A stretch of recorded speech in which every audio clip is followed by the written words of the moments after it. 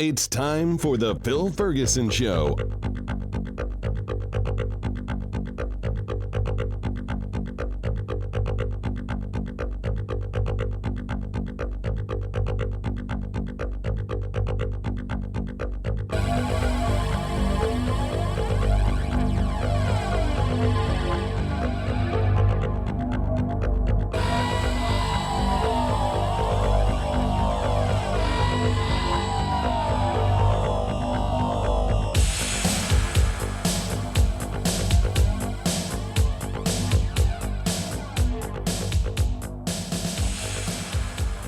This is Phil Ferguson, and you are listening to the Phil Ferguson Show. Thank you for being here. I greatly appreciate it. Got a lot of different things to go over today. First of which, I'll start with a little bit of a sad note. Our cat, Freckles, has passed away. Pardon me. We've had the cat for 16 years, and I don't know, several months ago was diagnosed with I think it's kidney or liver. Oh, shit. I should know which one, but failure. And the body wasn't processing things correctly. And there was chemical buildups that were affecting the cat. And we have been giving subcutaneous fluids, which basically means we sedate the cat a little bit and put her under a blanket and inject her with fluids so that the body can process the chemicals, and of course it would leave the body as urine. But apparently on, well, I guess it doesn't matter what day it was, but a couple days ago, 5 days ago, I guess, we had a turn, and it looks like the organ itself completely stopped functioning, and toxin levels of chemicals, phosphates, and different things in the body started to become toxic, I guess. Our cat had a difficulty balancing, walking. We went to a vet, and the decision was made that this was the end. So we've had to deal with that. So that's a little bit of a sad note. Okay, cleanse the palate here for a minute. A lot of other things going on, not cat related, industry related stuff. I've talked about in the past, and I may have to see where we are with this, but there's a battle. There's a battle going on with retirement plans, 401ks, 403bs, things like that. For a lot of people, that's the largest portion of their portfolio is created from where they work, which I honestly don't think the employer should be involved with that at all. I don't think employers should be involved with your health insurance at all. But, you know, here's where we are in the United States, where we have these things, and we have sometimes good things that come out because of that system, and sometimes not so good things, specifically with work-sponsored retirement plans, which are governed by ERISA, E-R-I-S-A. I think it's Employee Retirement Income. God damn it. I don't remember the name of the bill, but it's legal documents. And we've talked about before, sometimes things come about into being because a law is passed and someone sees a way to create something that was a loophole or curiosity in the way of interpreting the law. And one of the things that has been changed with 401ks and 403bs recently is that they are now allowed to have a couple of different types of investments that I think should not be allowed. One of them is what I call proprietary funds.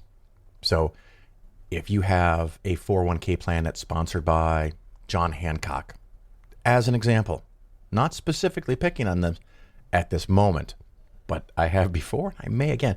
But if your company is small, for example, and you can't swing Vanguard or Fidelity, there's lots and lots of companies that will do it for a big fee. And sometimes employers want to create these plans, but don't want to pay the fees that are required for proper due diligence and paperwork and filing and everything. So some companies will offer to do it all for free for the employer, which means, of course, all of the costs are borne by the employee. employee. I'm okay with the employee paying all the costs, but if we're going to do that, then the employee should just be able to save in something like a 401k or an IRA on their own without having the choice controlled by the employer. Because if you're paying for it, why in the fuck can't you control it? Well, recently, I think this was mostly because of the Secure Act, which changed a lot of shit on January 1st of 2020. 401ks, 403bs, similar type plans can now allow these proprietary funds. And so what I mean is, before, if you had whoever, John Hancock managed your fund, you might have 20 or so different mutual funds that you could buy. Maybe there's a few index funds.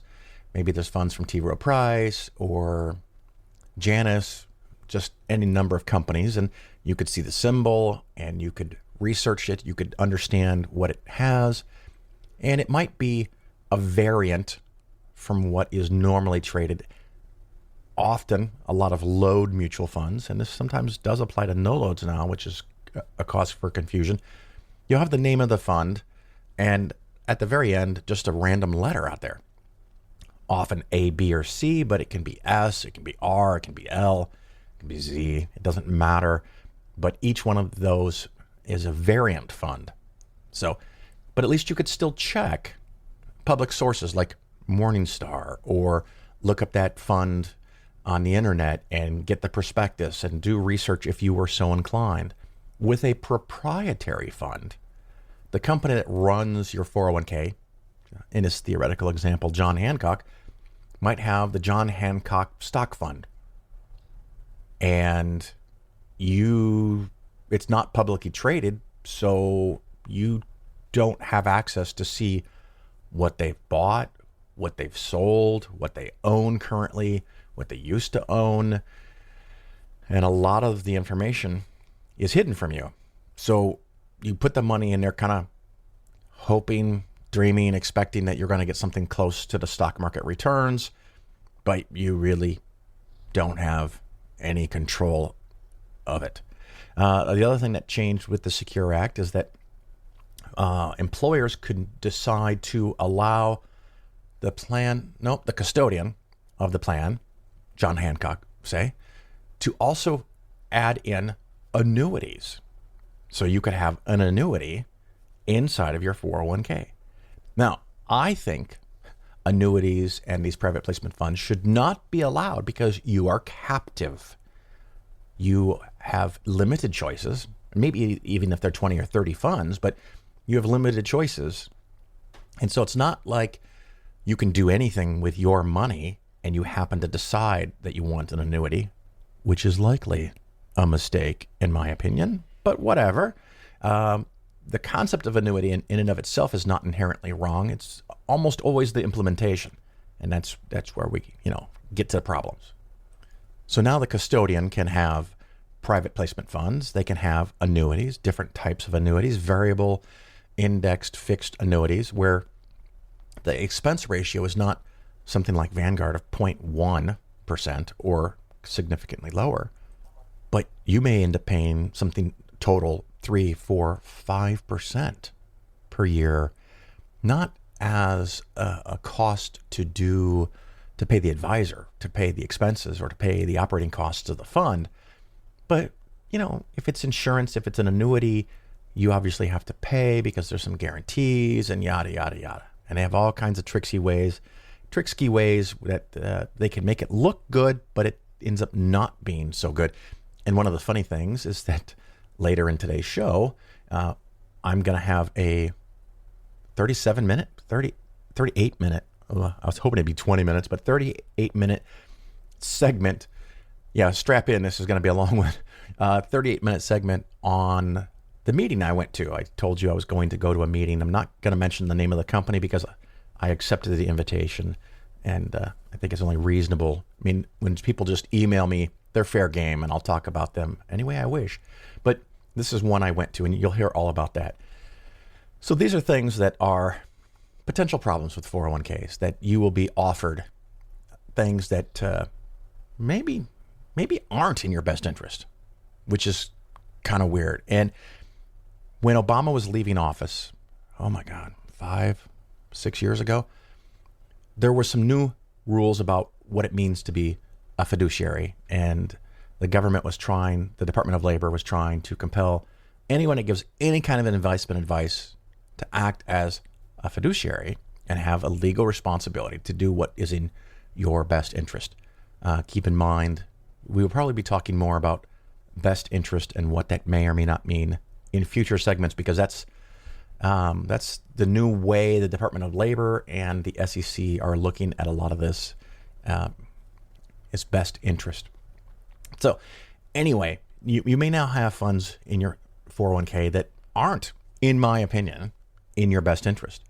As long as you have plenty of other choices, you can avoid them if you even know what to avoid. And so it creates the problem that if you are a busy adult human being, maybe with a spouse, maybe with kids, other obligations, and your company says, hey, we're changing the 401k plan, it's going to be even better for you. Is it because it's going to be free for them instead of $10,000 a year for a small company or $100,000 a year for a big company for all the paperwork and filing? And if they're trying to avoid the costs from the company's perspective, that cost must be pushed to you. It's got to go somewhere. And if it's not a cost-efficient provider, they can make a lot of money still on you, but it's not going to be an expense ratio of 0.1% like a Vanguard index fund.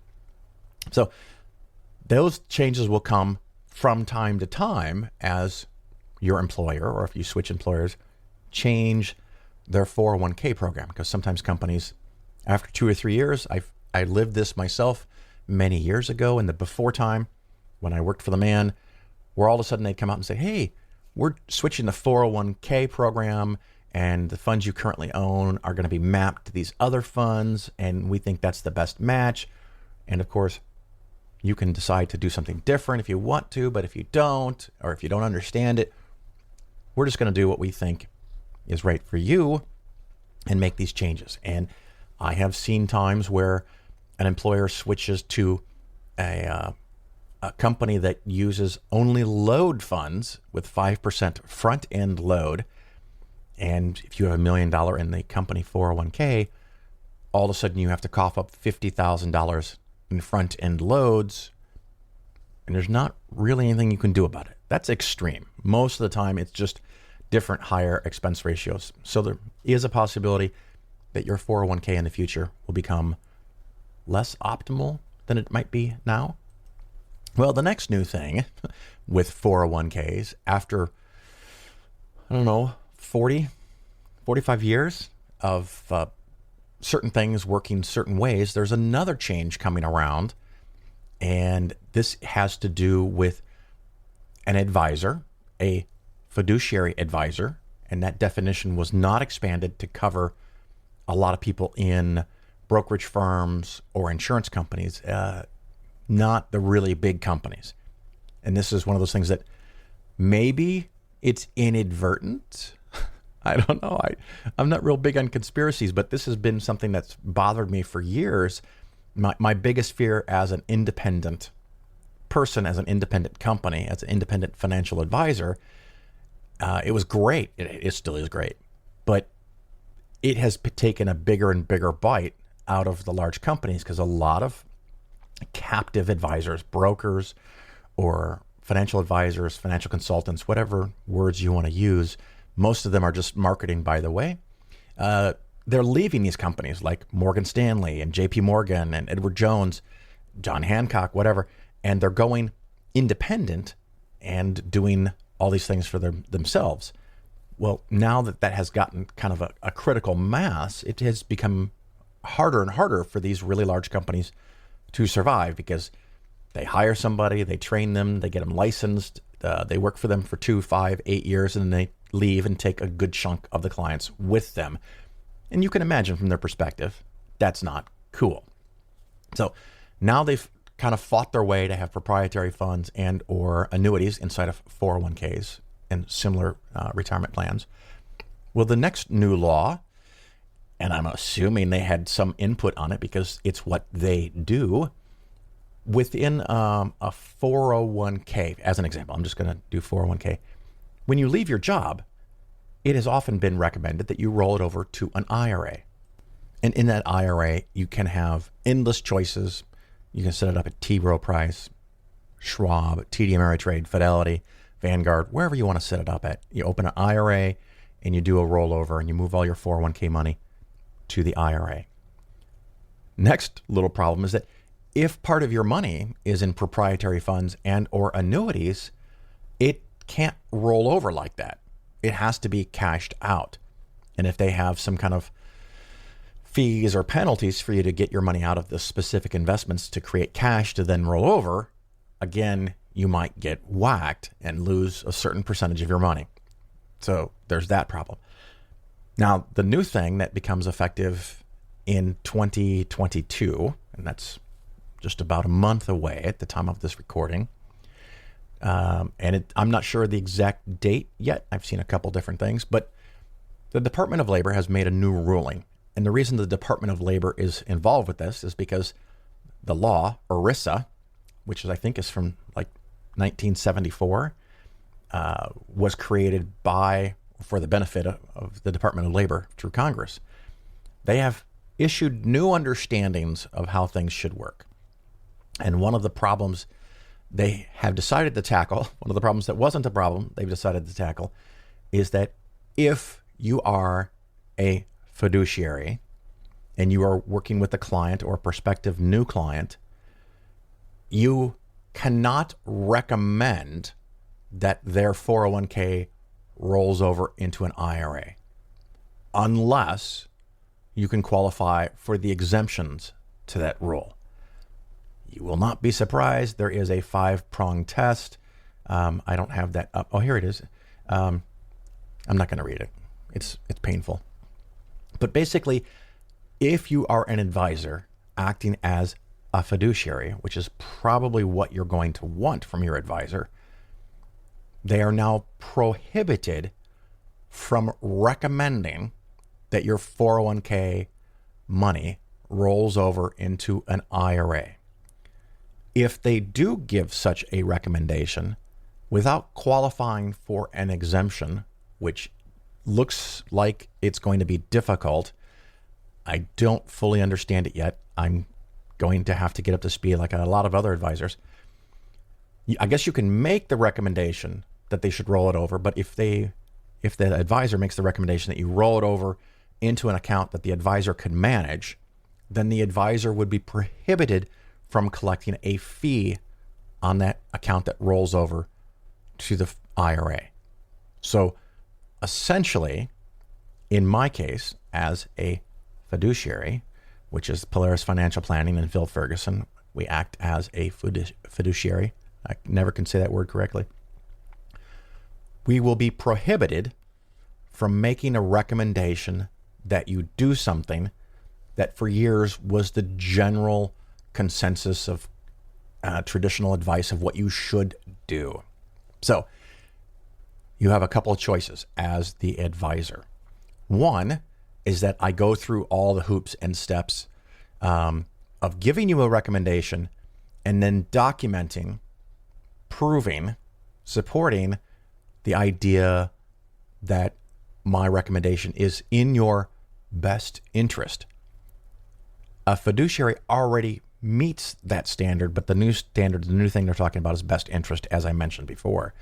So it can be very hard and tedious and time consuming. So you might find yourself at some point where you have an advisor for some of your money and you have a 401k, and let's say you've been at the job for 2 years and there's $25,000 in there, and you call your advisor and say, hey, I've got this $25,000.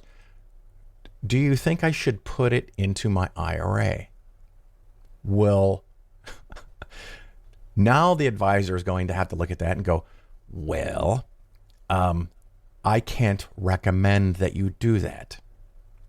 Now, there will be forms that will be developed. There will be documents that will be developed where the advisor might be able to send you a pamphlet, for example. And I've already seen one that is an educational document where the advisor can say, I can't recommend that you do that, but here's a document, here's a pamphlet that tells you the pros and cons from a general standpoint, and it's not specific investment advice for you at all, and it's definitely not a recommendation. It's simply educational materials. What qualifies as educational materials is not yet precisely known. So that advisor would be in a tough spot if they said, yes, I recommend, like I have for 20 plus years, that you roll it over into an IRA and then I will help you manage it. Of course, for a fee, which you know it's for a fee because you're a client or prospective client and you've seen disclosure documents and you've seen the contract that you had to sign if they're providing you with a contract. So you already know all of this information. It's not like a trick is being pulled over on you. We'll pull over your eyes, trick over, whatever. That's the stuff that's in the 401k, at least the new stuff, I think. Those are the tricks. But the advisor, if they recommend that you roll over your IRA, you roll over your 401k to an IRA, if the advisor recommends that, they will not be able to collect a fee on that. It would be prohibited. So, of course, from the advisor's perspective, why would I want to fuck with it then? I mean, I have a business, and the business model is to collect some money from the client, from the customers, whatever words you want to use, to provide them financial advice that's going to help them make more money.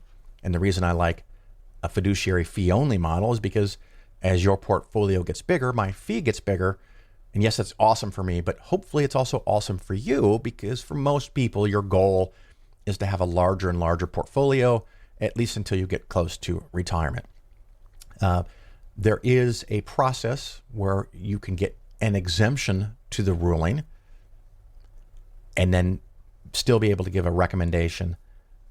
But it is a difficult and challenging process from what I've read so far. So if someone were to come to me with $25,000 after the rule actually goes into effect in 2022, what am I going to do?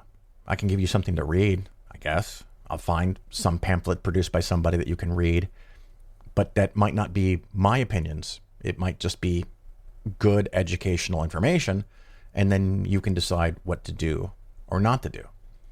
There's still the possibility that the government will not perceive me as having the ability of giving you only information, educational information, because if you're already a client or you want to be a client, there's that inherent bias that I want you to add more money. So they may rule that I can't be independent in my advice and provide best interest because of that conflict, which is kind of a scary path to go down, because if that applies to 401ks, does that apply to any and all accounts, which means the whole system can't move forward. That's a slippery slope argument that I don't like per se, but who knows? So the advisor could just say, if you want, roll it over into your own IRA, because there's no point or very demotivational reasons for the advisor to help you roll it over, because if they do, they can't bill you on it. And over time, more and more of your portfolio becomes unbillable. That's a hurt on the model, particularly of independent financial advisors, fiduciary advisors. Now, if you go to an insurance agent that says, oh yes, you should roll the money out of your 401k and buy an annuity. If you go to a broker who is not a fiduciary and says, you should take that money out and invest in an oil well, or you should buy a master limited partnership, or you should buy a private placement REIT, things that pay them giant commissions sometimes, because they are not acting as a fiduciary already in your best interest, they can give whatever recommendations that they want based on my current understanding, as long as they still meet what is called the suitability test. And the suitability test is on the verge of being comical, because all they have to do is say they did their research and they think what they are recommending to you, despite the 15% commission, is suitable for you. They don't have a fiduciary obligation or responsibility. So they can recommend whatever they think you should do, and they can help you move the money, and they can not only collect an annual fee on it, but they can collect great big fat commissions. Is this coincidentally very beneficial to insurance companies and brokers and very potentially harmful to independent advisors? Is it just happened to work out that way? I don't know. I don't have those details. I feel like I'm not saying it's aliens. I'm not saying it's big annuity, but it might be big annuity. So the big companies are making things more complicated through legislation and rulings by the Department of Labor and the SEC. So those are things. So if at some point in the future, whether you're a client or a future client, if you call me up and say, hey, Phil, I've got this 401k, do you recommend that I roll it over into my IRA? You've now created a big fucking problem that you didn't know about, because I cannot unless I meet the criteria of the exemption. Otherwise, I could recommend that you roll it over straightforward, but then never collect the fee on it. Well, what's that all about? I don't know. Our advisors going to do that? Because at some point, more and more of their portfolio, they won't be able to collect fees on it and income. So if you choose to have an advisor, that advisor now can't get paid on part of your money. Right now, the current rule, and has been, like I said, for 40, 45 years, is that I could not give you a recommendation to roll over from the 401k to an IRA if I work for the company that manages the 401k. So let's do the John Hancock. I work for John Hancock. You have these investments in your 401k at John Hancock. I can't recommend that you put it into an IRA at John Hancock and now collect a fee where I was not collecting a bigger fee before. And that seemed like a pretty fair compromise, because in my situation, you'd be going to someone who's independent and not someone who's playing both sides and they're moving your money from one place to another simply to collect fees. But that may be the way it's going to be. And so it might happen, whether you talk to Phil or any other fiduciary in the future, you're going to have to come in and say, I want to roll over my 401k to an IRA and have you as my advisor on these funds. And even then, that might not be enough, because of course you'll have to put that in writing in an email. But there's some talk within the industry and the things that I check and read and listen to, that the advisor will still probably have to create a form for you to sign that says the advisor did not make a recommendation that I move my 401k to an IRA. And what else is going to have to be in there as language is weird. I can still do this. So, if you have a 401k and you've been considering rolling it over to an IRA, whether you're a client or not a client, it might be a reasonable time to do this.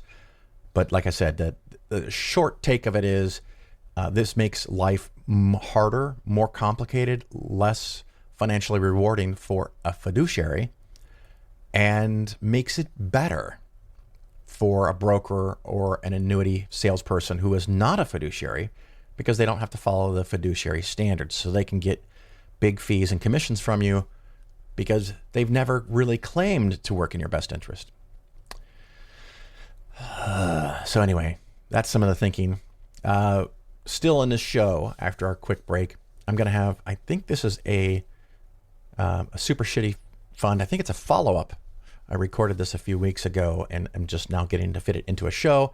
And of course, I have the 38-minute review of my meeting, my seminar that I went to for just a few hours to learn about how awesome annuities are.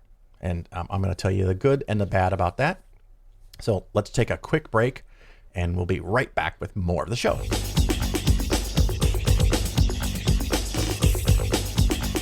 The nun gets up in the morning and leaves and walks down the corridor. And another nun looks at her and says, it's a difficult thing to say, another nun, and says, you got out of the wrong side of the bed this morning. And she goes on down, and another nun says, you got out of the wrong side of the bed this morning. And this happens 15 times, and by then she's livid, and she meets the Mother Superior. And the Mother Superior is just about to open her mouth, and the sister says, don't tell me that I got out of the wrong side of the bed this morning! And the Mother Superior said, I wasn't going to say that. I was just going to say, what are you doing with the bishop's shoes on? The Phil Ferguson Show is for educational purposes only. Nothing said on the show should be interpreted as personalized investment advice. Your investments should be based on your situation, and you should consult with your financial advisor before taking any action. The show may contain ads. These ads are placed into the show by the hosting company after I finish recording and editing. I have little control over the content of the ads, and you should not assume that I support their products or claims. If you choose to support the show via the new Patreon page, that support does not create an advisor-client relationship.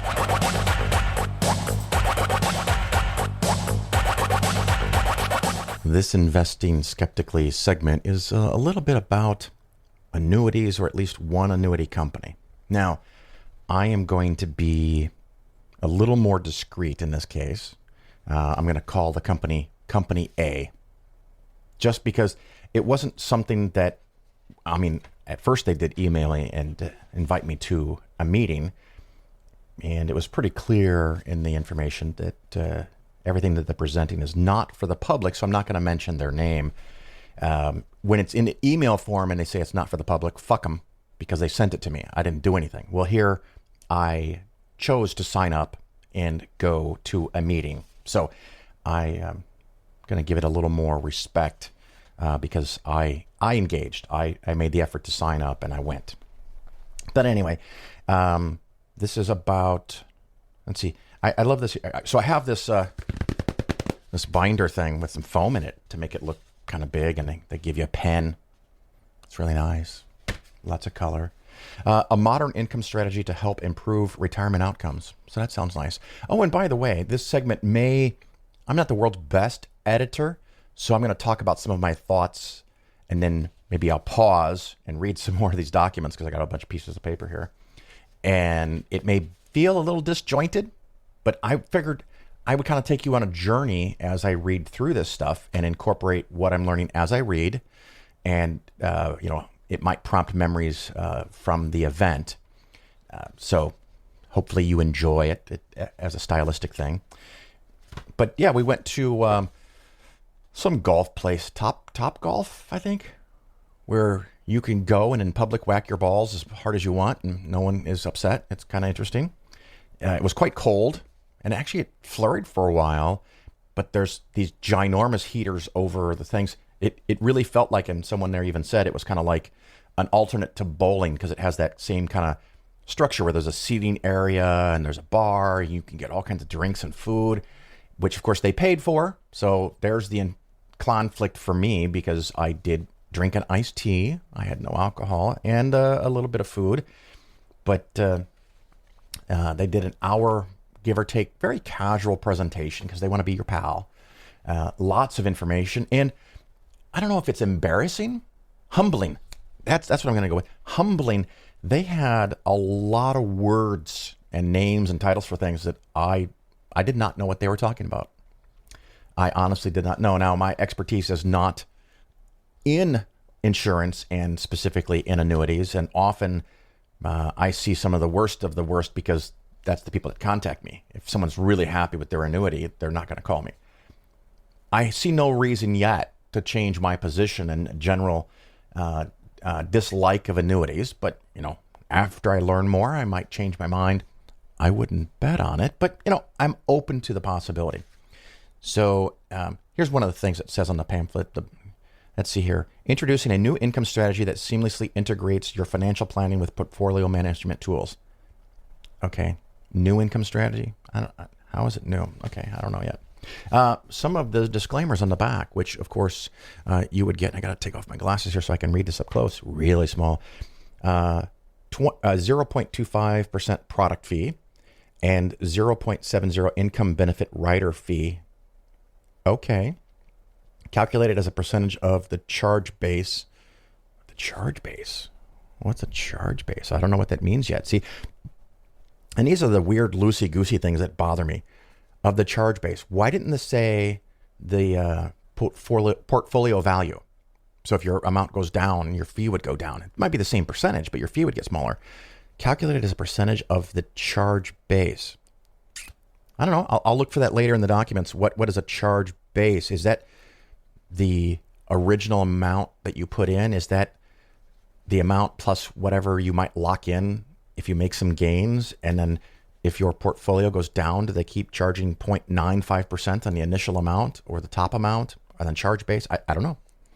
And these are one of the things that, why? Why has it got to be so complicated? It's got to be so complicated because, not in this case necessarily, because I don't know yet, but often it's a trick, right? And so it sounds good because they give you all the positive parts, but the tricks are in the details, and it's in the contract, which I did not get a contract. I only have promotional materials, so I'm only going off of that. With any investment vehicle, index variable annuities are subject to risk, including possible loss of principal, investment returns, and principal will fluctuate with market conditions so that contract values upon distribution may be worth more or less than the original cost. Fair enough.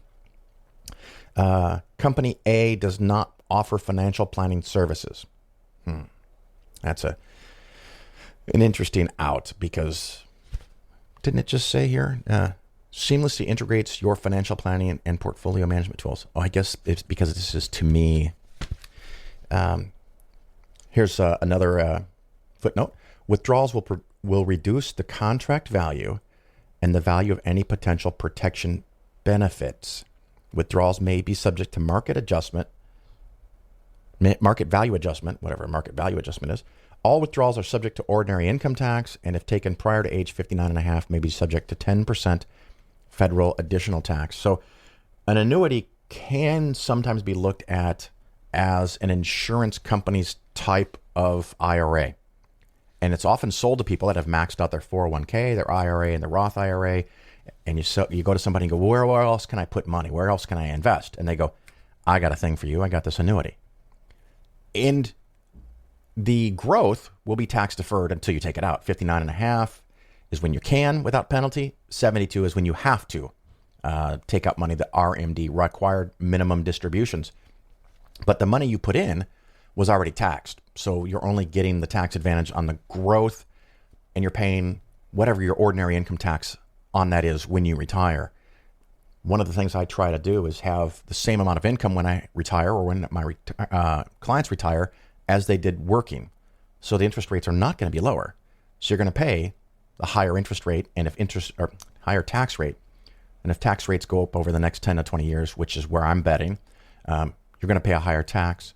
You could have put that after-tax money in a taxable account, and virtually everyone that's listening, unless you make over 600 grand a year, I think it is, something like that, married filing jointly, you're probably going to pay only 15% long-term capital gains, again, under current rates. So you might actually be financially ahead to pay 15% on gains versus 22, 24, 30, 38, 39% on gains. It just depends on your situation and the rules. And of course, they all could change, and that little monologue there becomes meaningless. Let's see what else we got here. Contact us. Variable annuity, variable options. Call this number for a prospectus. So maybe I'll do that for another episode. Maybe I won't, because I don't want to spend too much time on this, and I probably already have. Guarantees are backed by the financial strength and claims paying ability of Company A. That's one thing that you need to know with any insurance product. If you buy the insurance and the company goes broke, you're not going to get 100% of what you were promised. How that works in detail is very complicated. I've covered it a little bit, but every state has insurance. I guess this is what you call it. And the insurance companies pay in a little bit of money so that if they fuck it all up, you still get something from your state government. And it depends on how big the claims are, how much money the state has set aside, what the fees are, and all that stuff. So this is the outer wrapper, and I guess that's really all I can get out of that. And I'm going to pause. It won't be like a pause to you, but I'm going to pause and read a couple of these documents inside the pamphlet, and I'll be right back. Hi, I'm back. Did you miss me? So I have 4 different documents here that all seem pretty straightforward, and I can go through after just a quick review. One is the welcome letter written by a senior vice president, and just says, as an advisor, as a member of the RIA community, you're very important to your clients, and we want to help you. And, just a welcome letter with a lot of platitudes. So that's nice. And then there's a nice map. They've broken the United States up into 4 regions, and I'm in the central region, and then they give me the name and email and the phone number of the person I talked to on that page. That was easy. Okay, what else we got here? Information about the company profile document, front and back, a whole bunch of pictures of the high-ranking officials, some pretty graphs and charts, a little bit of a history on the company, and their ratings, which are from Standard & Poor's AA. I think the top is AAA, so they're up there. So they want you to understand how long they've been in business and how awesome they are, but it doesn't tell you anything about the products. So we're moving on. Throwing that in the recycle box. This is not going to waste. So, and then they have some information here that is more specific to an investment advisor, and it talks about how their platform and their network work with other parts of the fintech industry, financial technologies, I guess. So there's all kinds of programs that, as a financial planner, I could use, buy, pay monthly. And I actually have one program. It's called WealthBox. That's the CRM, Client Resource Manager, or something like that. Very handy. Very handy. I used to do everything in Excel because I really like Excel and I know a lot about it. And I didn't want to pay any extra money, but it finally got to the point where, with enough clients and enough things to follow up and track, that the Client Resource Manager is a nice way for me to schedule things and spread out appointments and calls and all that stuff. Anyway, so this sheet talks about what things they can connect with and what brokers, dealers, custodians they can work with. So that's nice. Let's see here. I'm going to have to take another break because there's another category of stuff with a bunch of numbers. Ooh, and there's like a little pamphlet. Let's get to that. I'll be right back. All right, I'm back. Just second for you, but I just spent 30 minutes reading these documents. I think I understand a little bit better, but this is a lot of information. I do this for a living. Well, not this specifically, which is part of the problem.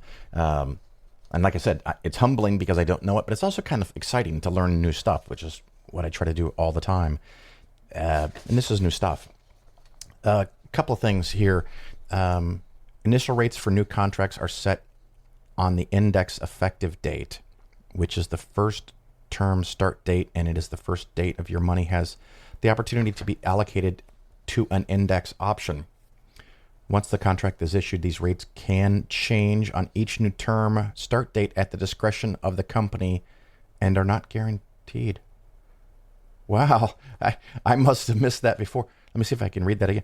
Once the contract is issued, these rates can change on each new term start date at the discretion of the company and are not guaranteed.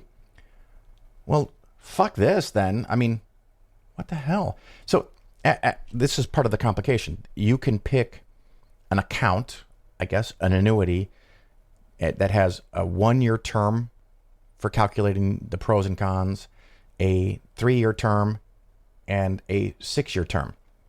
Now, the nice thing about the 6-year term is your gains are unlimited, according to this, and it says the S&P 500 index. I have not found a disclosure on this, and it may be in the prospectus or the contract or something else that I read. Very, very common, and again, I don't know if they're doing this, very common if an indexed annuity is tied to an index, like in this case, the S&P 500, you get, in this case, uncapped potential on the appreciation, but not on the dividends. So if in an average year the stock market returns 10%, and no year is ever average, if 2% of that 10% or 20% of the 10%, 2% to you, is dividends, you may not get any of that. I do not know which is the case here. It's not defined either way. It is a very common thing. So until I find something that clarifies that, I am going to assume that you're only going to get price appreciation on the index, which, if normal historical long-term dividends for the S&P 500 are about 2%, you're going to lose 2% right off the top. And it's kind of a neat trick because you don't know. It just says the S&P 500 index. Well, does it include dividends? Oh, well, we didn't say that it includes dividends. But this new line, once the contract is issued, these rates can change it on each new term start date at the discretion of the company and are not guaranteed. I think that might be a deal breaker for me. If anything else wasn't a deal breaker, like losing 2% per year. And it was very interesting. They kept promoting it as an expense ratio of 0.25, but then there's the 0.70 that gets added on. So it's really 0.95. And I don't know. Maybe I'm just too picky. I didn't like that, how that kind of snuck up on me. But this, where they can change the rates you get. So again, some of the complication: 1 year, 3 year, 6 year, and the caps or the losses are different, and they may vary depending on which index you select. Well, you or your advisor get to select. So on this sheet, you can, and this is not all the options, not all of the choices. I can't use the word options because that means something else in investing. The choices, you can do the S&P 500, the Russell 2000, the NASDAQ 100, iShares, Euro stocks, and your results will be tied to that index and possibly capped. The 6-year one is not capped, which is nice. And as a bonus, there's a 10% buffer. Now that's for protection. So I was not 100% sure, but I think the way they describe the buffer is that if you lose 11, if the market goes down, if your index goes down 11%, you only lose 1. Now, I don't know what happens if you lose 5% or if the index goes down 5%. The buffer may not be triggered. Again, this is one of those tricky things where it says buffer 10%. Based on what? Not based on the total returns, unless you tell me so. It's based on the price. If I lose 9%, do I lose 9% or am I covered because of the 10% buffer? I don't know, because the example they gave, and they was being kind of tricksy, is that if it's down 11%, you only lose 1. So does the buffer kick in at 10, or does the buffer reduce your losses by 10%? So if you lose, if your index goes down 8, you can't get 2%, so they're not going to give you money. But does it mean you're 8% down? You have no down? I don't think so, because it would probably call it and there's another one here with a floor in it. So it's probably not that. The other thing is, if the buffer is 10%, and I think either way you cut this, I'm not sure what happens between -0 to -10. My apologies, I'm not clear on that. But if the index goes down 40%, I'm pretty sure you're only going to lose 30. So how many years go down more than 10%? 1 in 10 maybe. So 9 times out of 10, this is not going to help you anywhere near as much as you think it does, because it's up or 0 or slightly negative. And when there's a really big negative, it's still not going to protect you. So if the market goes down 40% in a calendar year, or the contract year based on when you started, if it goes down 30%, it may buffer you. I mean, that makes more sense for a buffer. It's not protecting you. It's buffering you. So if it goes down 30, you only lose 20, which is nice, but most years it's not going to come into play. And because of the 6-year term of this choice, you could get a big chunk of the returns and have a little bit of downside protection, which is nice. But keep in mind, you might be paying 2% in the loss of dividends. You're going to pay your advisor up to 1.5%. If there's someone other than me, they can charge up to 1.5%. And you're also going to pay 0.95%. So if all of that is true, and it's still a little fuzzy in some of it, that's 2.5%, 4.5%, you could lose, give or take, 4.5% of the money every year, even though you're getting the money. But when I go to a 1-year term, if you pick the S&P 500 on this 1-year performance thing, they call it, you can get up to 18.25%. Now, I don't know what any other caveats are in a year like this, where the market so far is up 26%. You only get 18.25. So 6, 7, 8, almost 8% of the money that the market returned, they pocket that. Not every year is over 18%. So I'm assuming you get 100% if it's of the increase if it's like 14%. So if it goes up 14%. And then there's this 1 year term index protection strategy cap, 0.5%. I'm not sure what that is. 1 year term index protection strategy cap. I'm guessing that's another fee because it's disclosed here in this column of costs and perks. Participation rate is 100%, which is really nice compared to a lot of these things. What they'll often have is something like participation rate is 75 or 80%. And if it's 75%, it might mean with that company, with that contract, that 75% of your money is tied to the index and you're going to get whatever the rules say, but 25% of your money is not participating in the index. It's just sitting as cash and doesn't make any money, but they still charge the fees on it, which is pretty fucking cool from their perspective. In some of these, the buffer is, again, 10%. If you go to the index guard strategy for the 1 year term, you only get 8.75% on the upside, and your floor is minus 10. So the most you can lose is 10. On the more aggressive ones, the buffer is 10. So if it goes down 30 or 40, if it goes down 30%, you lose 20. In this more conservative one, there's a floor of minus 10. So in this case, if the market goes down 30, you only lose 10 because that's the most you can lose. But when the market goes up 26%, you get 8.75%. And so these are calculations. Oh, some more of these. There are a variety of factors that may affect these rates, including market volatility, the price of and availability of hedging instruments, the level of interest rates, utilization of contract benefits by the owner, and our profitability goals. That's fucking golden right there. Our profitability goals, because that goes in line with the discretion of the company from the previous note. So this is kind of what you could get, but if they're not making enough profit, the next qualifying year, I think they call it, the term start date anniversary, these numbers can all change at their discretion, at their whim. They can do whatever they want to you. I don't like that. So as I keep reading, I'm getting less optimistic. In a rising interest rate environment, increases in these rates, if any, may be substantially slower than increases in interest rates.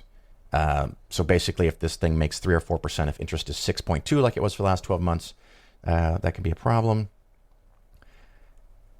These rates, buffers, and floors can be different between newly issued contracts and enforced contracts, and between enforced contracts issued on different days and in different years, and can also be different for each index option. Buffers and floors cannot change for a contract after they have been established. So there's one thing that can't change, the buffers and the floors, but it's only 10% protection, I guess. Boy, that's a lot of fucking footnotes. That just basically tells you about the different profiles or indexes you could track, but it doesn't say if it has dividends or not. So okay, that's that one. Here's a part about a new growth and fees, which applies to advisors mostly. They gave an example of someone that has a $100,000 contract and it grows during the accumulation phase, and then during the distribution phase, it shows you how the money comes out, but it also shows how the portfolio value decreases. So in this case, it grew from 100 to a peak of 121 for 5 years. So you were collecting interest and returns, and your portfolio was growing over the 5 years. I don't know if this says which year it is, but that's all right. Just an example. Then the person starts taking out the money. And once they start taking out money, the amount they're going to get every year doesn't change unless it does. But assuming it doesn't change for the purposes of this illustration, but the contract value falls. So in this case, from 121 down to 80,000. So it fell by 40,000 in year 5, 6, 7, 8, 9, 10.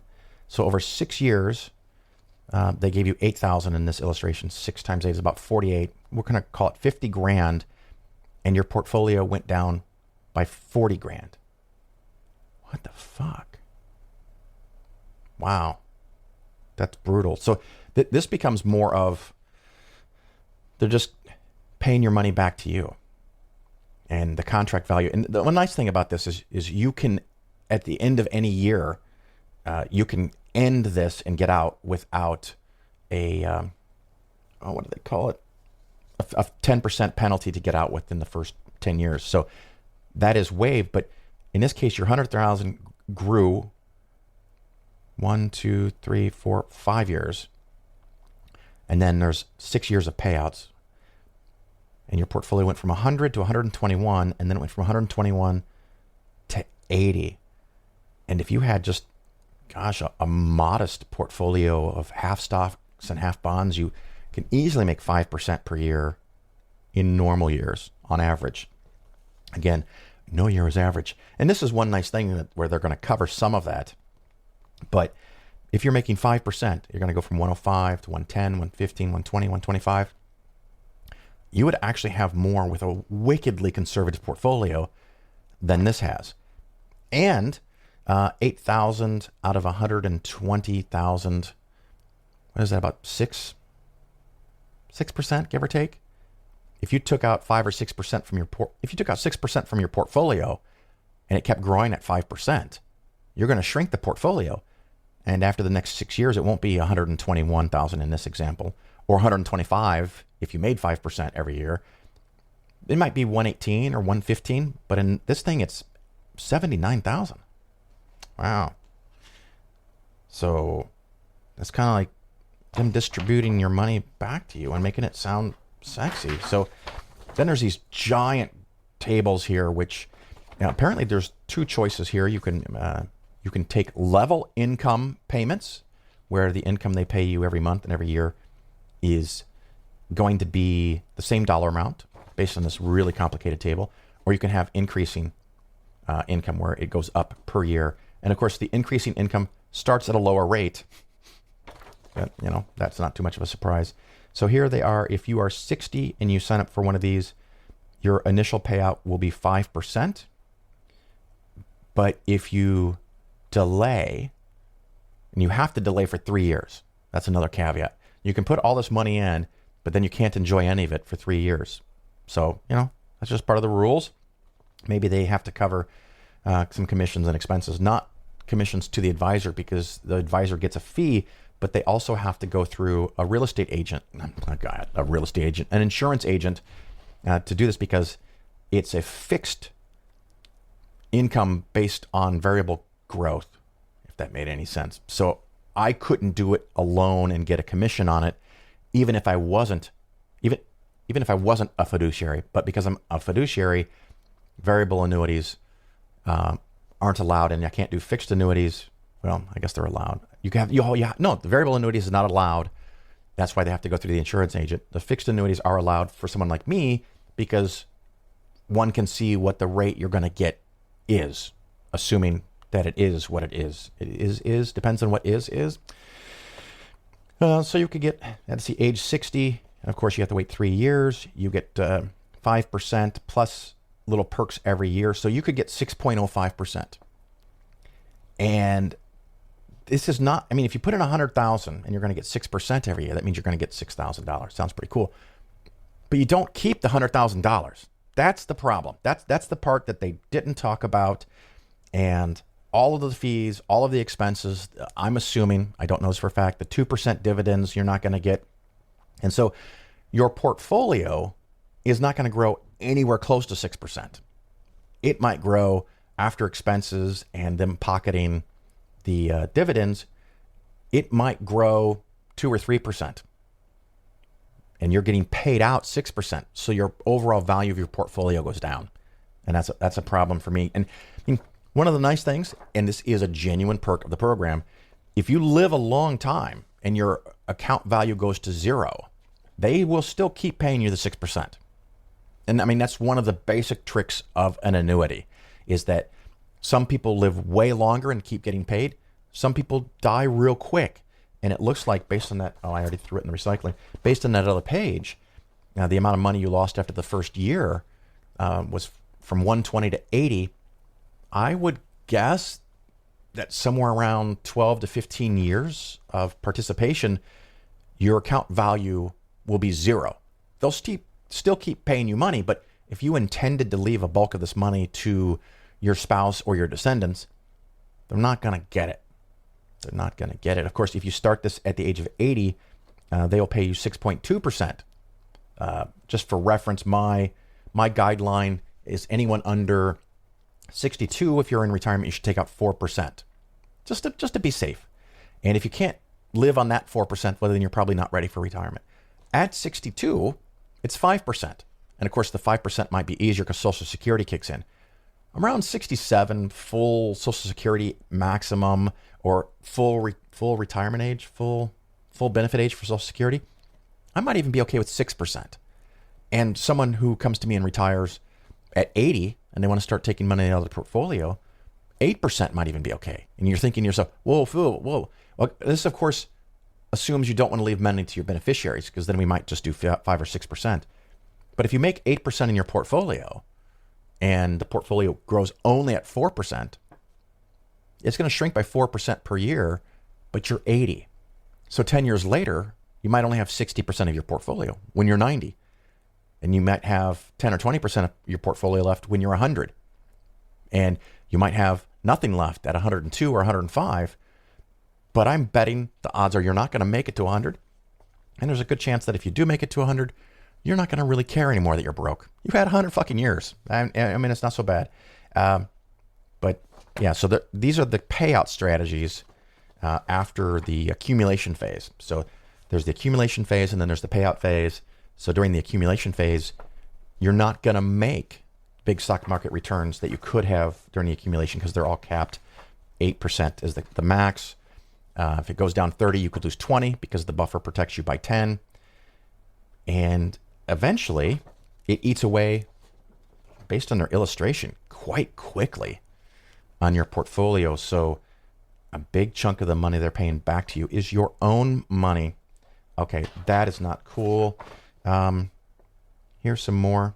Yeah, it actually just kind of crystallizes some of the stuff that I talked about. And I did see some other fee mentioned here, and I don't know where I saw it when I was reviewing it. So I'm going to go with no. I actually kind of thought there might be something to this. And that's just a sign of how nice they were as salespeople, which is pretty cool for them. But, I mean, I guess if you're in a really shitty annuity, this might be better for you. And you can always go from one annuity to a different annuity. So, I don't know. I don't know why I thought there was a chance that was going to be better. Oh, wait, there's still another little booklet here. All right, I'm going to take another little pause. Just be seconds for you, but I'm gonna skim this thing now because this is getting long and I'm losing patience with it. But hang on a second. All right, that was another half hour wasted for me. What I do for you, it's amazing. I kind of like this stuff. It's not so bad. But a couple things that are in this. This is mostly a rehash in a very pretty layout. One of the things that I didn't mention is that every year you can change from one strategy to another. Even if you were in the 6-year strategy, after the first year you could change to the 1-year strategy. I don't know how that affects the perks and promises that were in the 1-year strategy or a 6-year strategy. So my apologies. You might lose some things there, but you could change. Another thing and this is actually a nice thing. This is a nice perk. Performance lock. So again, if you were in that 1-year strategy and you can only make 8.75% increase in value based on the S&P 500, if at some point during your year, if the portfolio is up, say 14%, and who knows, it might go down by the end of the year, by the end of your year, you can say, lock me in.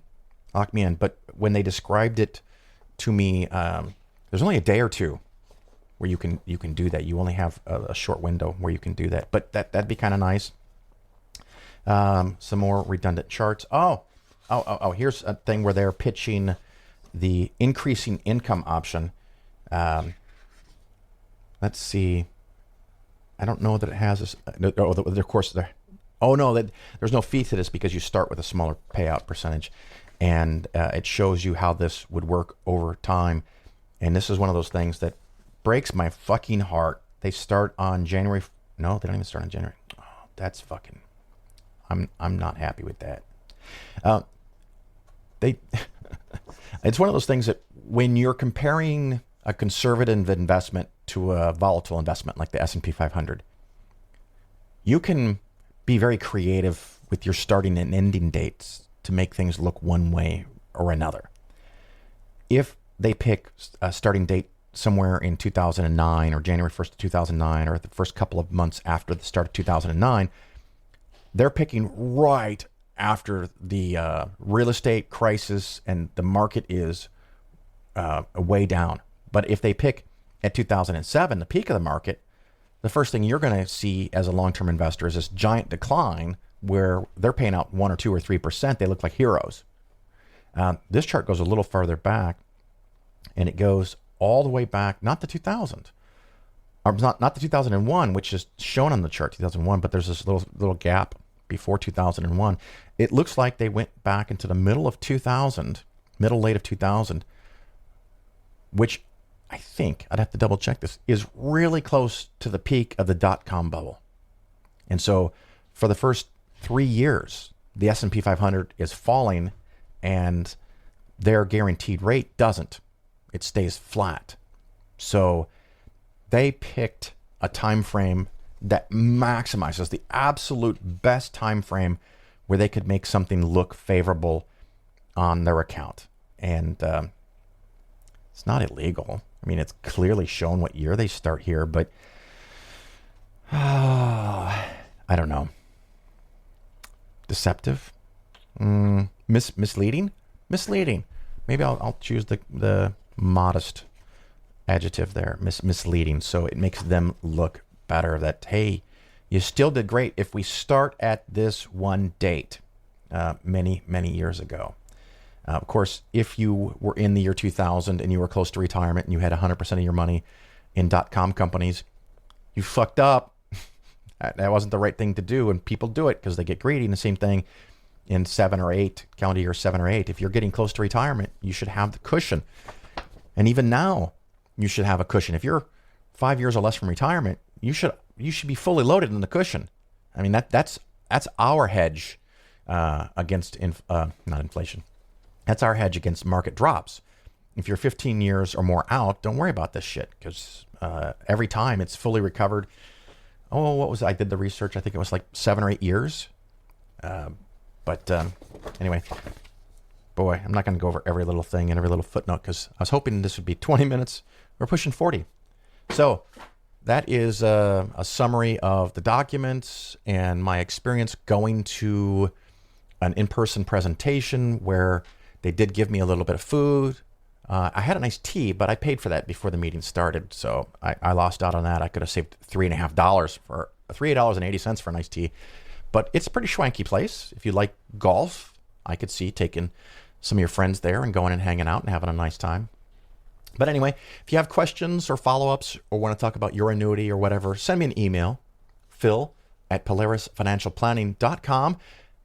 And that ends this segment. Hopefully you learned a whole lot.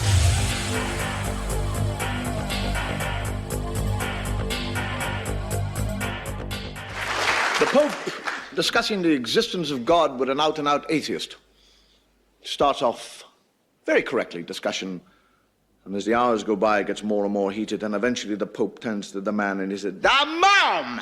Get the mom! And you, come here. You are like a man who is totally blindfolded in a dark room looking for a black cat that is not there." The fellow said, "With all respect, Your Holiness, I think there's great similarity between us both." He said, "What do you mean, similarity?" He said, "Well, as far as I'm concerned, you are like a man who is blindfolded in a totally dark room looking for a black cat that isn't there. The only difference is that you found it."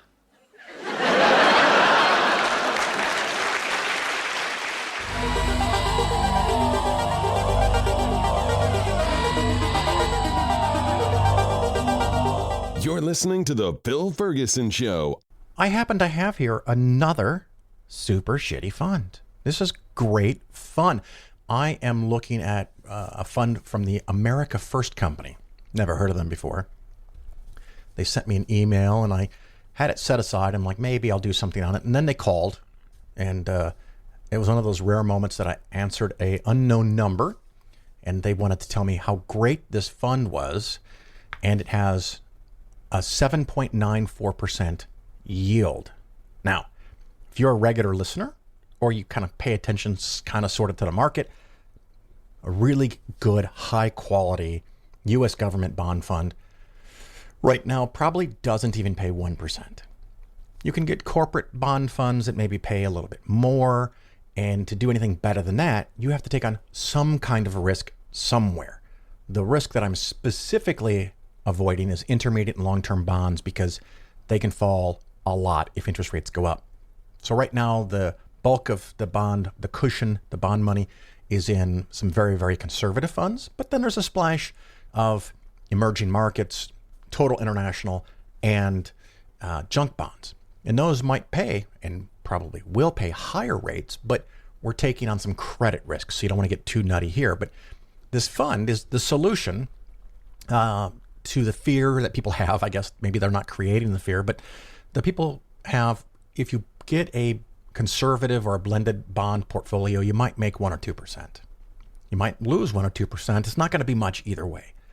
And stocks right now, the dividends are pretty freaking low, 1.5, 1.6, depending on what kind of stocks you have. But this thing is saying 7.94% current yield. Okay. And there's a couple different share classes. I'm going to talk about the iShares, which if you want to look up and play along on your computer, the symbol is AFPIX. They also have A-class shares, which have a 4% load and 25 or 0.25% trailing commission, which probably gets paid to the advisor, or U shares, which are 2% load and 100 basis points that might go to the advisor as probably a, oh my God, what is it? 40. I can't even remember the name for the fee, but you're paying these fees. I'm going to use the best case scenario, which is the iShares. So I looked at the iShares, and for a moment, I tricked myself because this shit's complicated.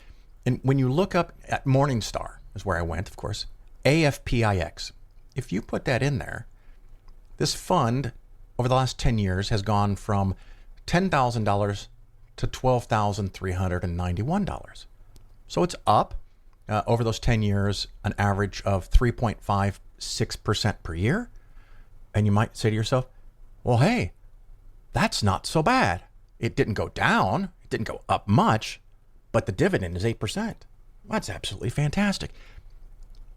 I'm like, how can that be? Because this fund, let me switch over to this other tab here at Morningstar, which has the load on this, not the load, the expense ratio is 1.8, almost 2 full percent over what you can get for a target date fund that has a balance of stocks and bonds.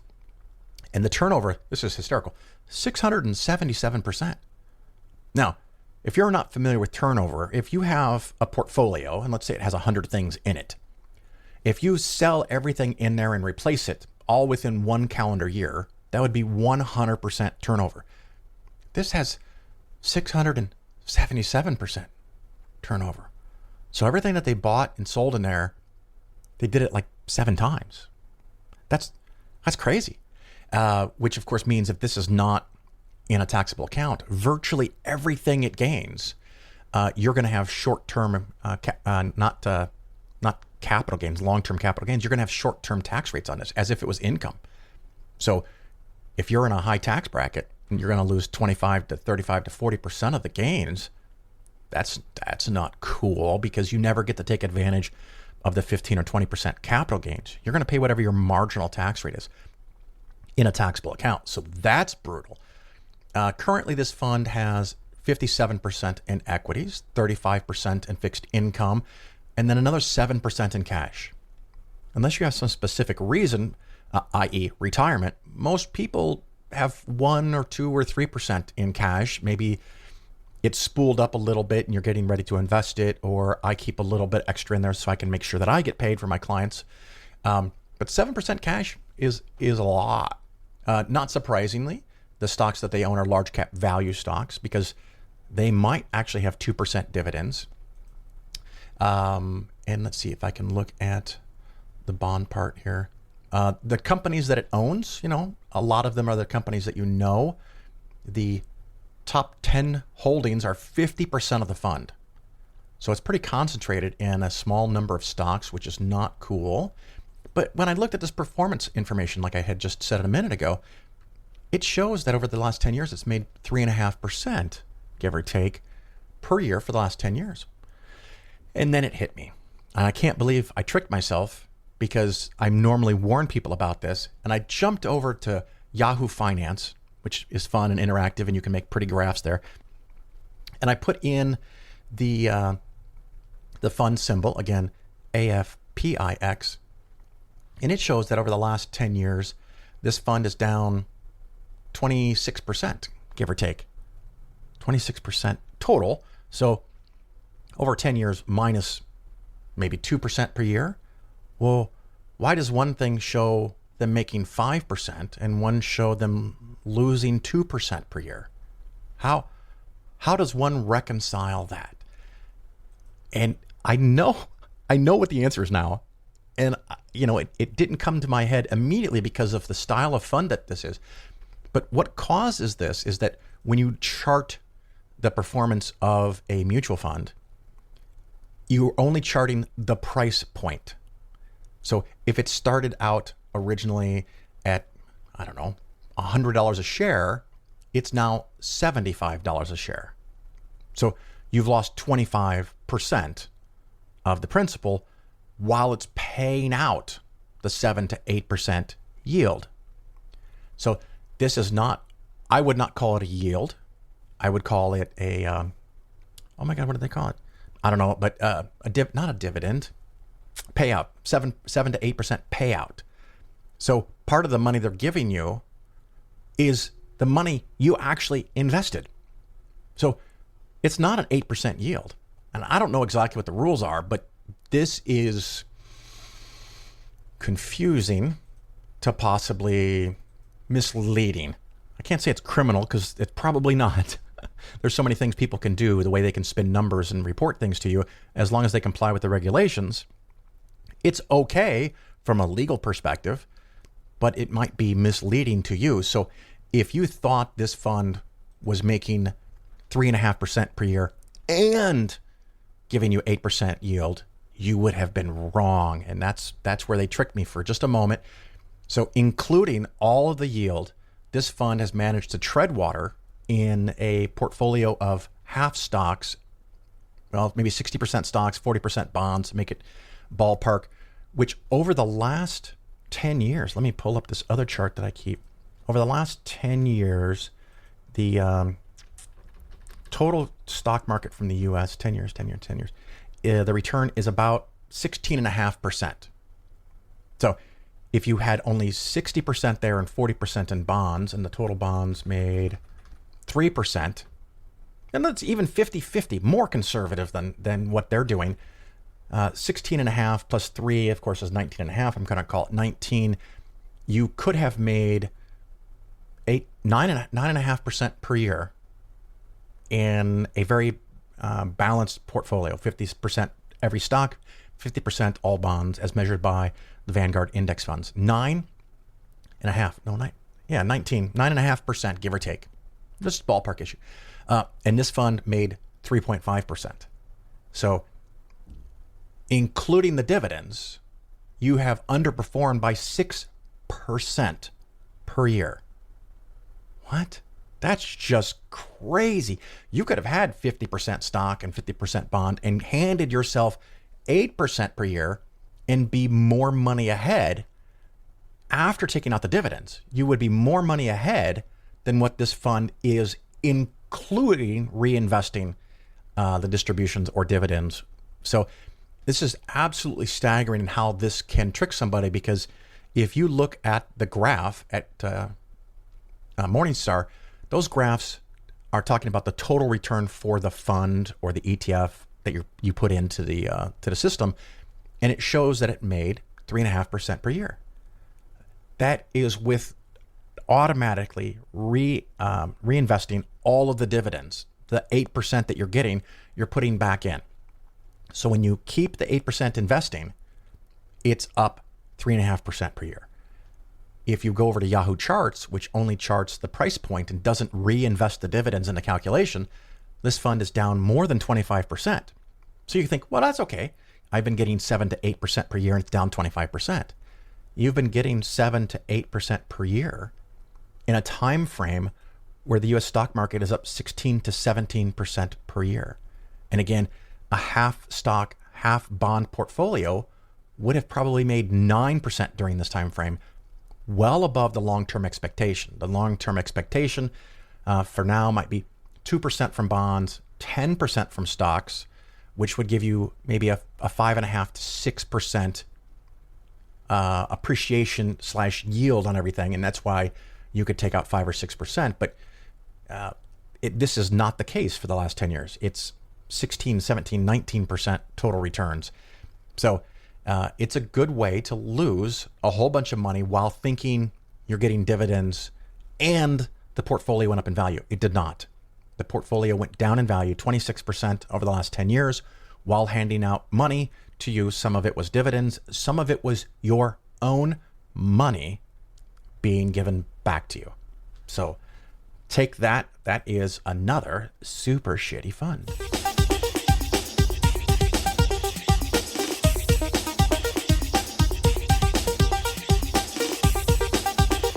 You're listening to The Phil Ferguson Show.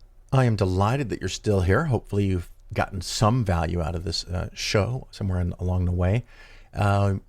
You may notice at some point coming up, I have again turned off ads on The Phil Ferguson Show.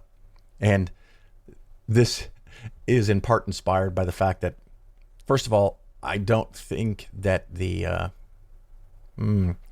podcast hosting company that puts in the ads is providing enough clarity for me to see that I'm getting the fair share of the revenue that they're creating by placing ads.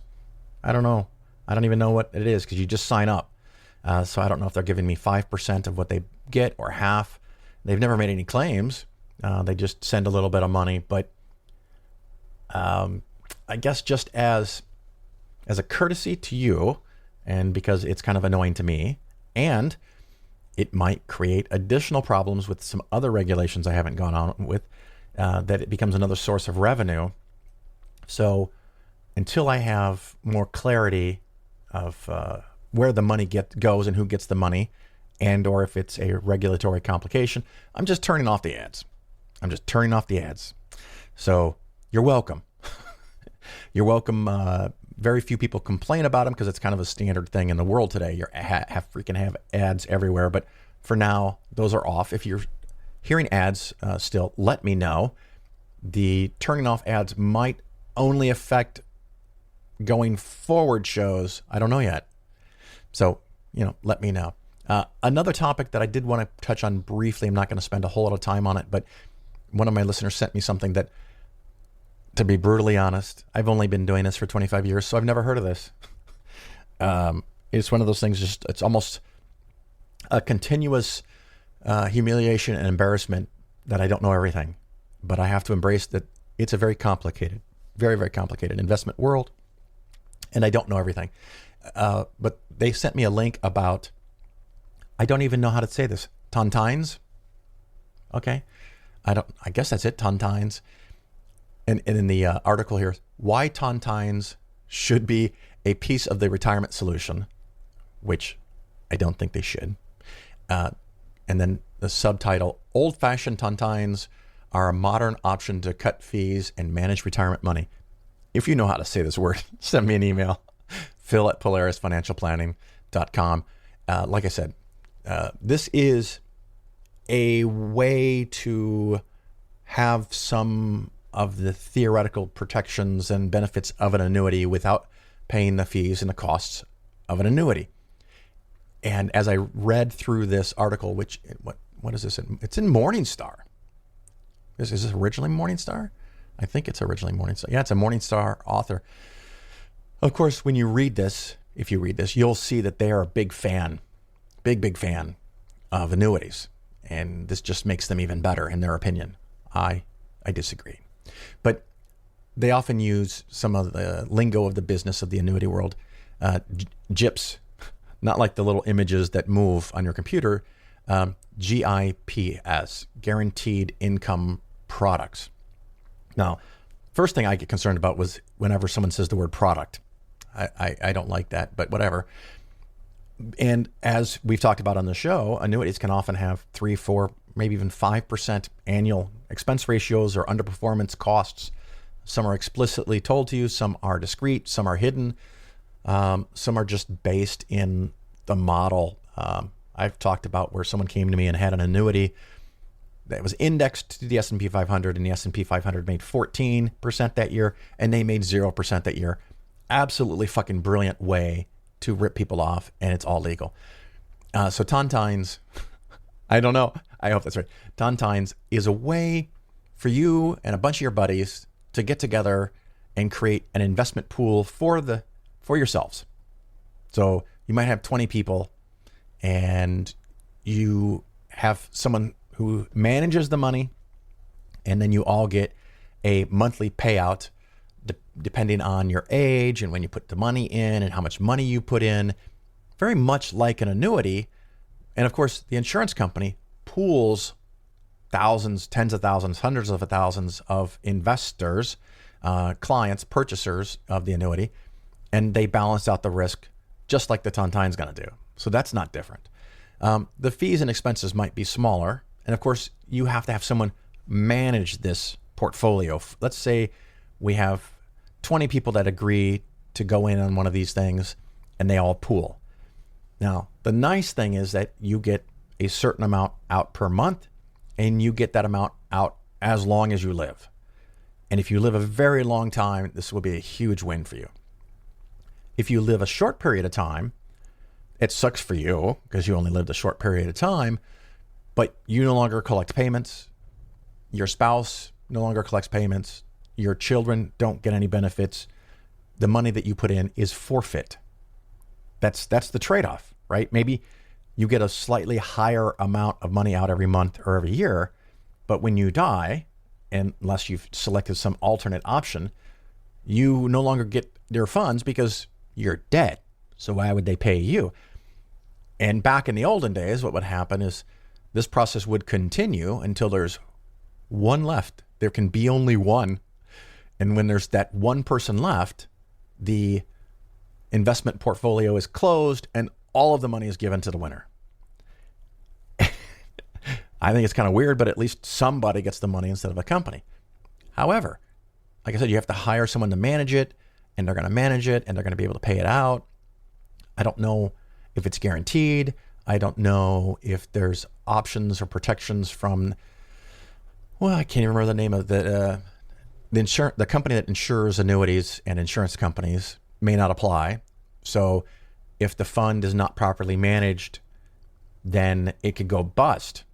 And if it goes broke, well, then you just don't get any of your money. And who do you sue? Yourself? Because you're a participant in it. So coming and going, this just seems like a crazy thing to me.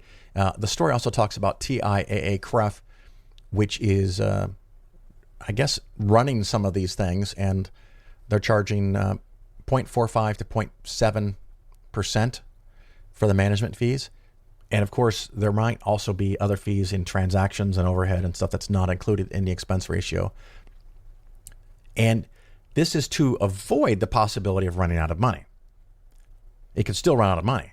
If the investments don't match or do better than the amount of money that's being taken out, the fund can eventually go broke. So you created the perception of a problem that you then didn't solve. So I don't get it. I don't see the value of it. I'm not interested in it. If you are really worried about your money lasting, of course, what you want to do is take out a reasonably small amount every year. Ironically, or I guess non-ironically, The next show is a whole segment about the 4% rule and is it changing? Is it 3.3? Is it 4? Can it be 5? Can it be 6? A whole long discussion on that, where it came from and how to apply it to your portfolio. But if you take too much money out of one of these pooled investments, if you and everyone else takes out too much money, it will eventually collapse and you won't have money. So the problem you were worried about was having a regular lifelong income. You won't have it because it ran out of money. If it can be managed in such a way that there's a pool of money left over for the one survivor, or also there is an alternate where you could say, once we're down to 5 survivors, those 5 people get all of it in 1/5 per person. If that is doable, if there was a way to take out money every month or every year and still have a portfolio, then why the fuck do you need this thing anyway? And I think there was a way to do that.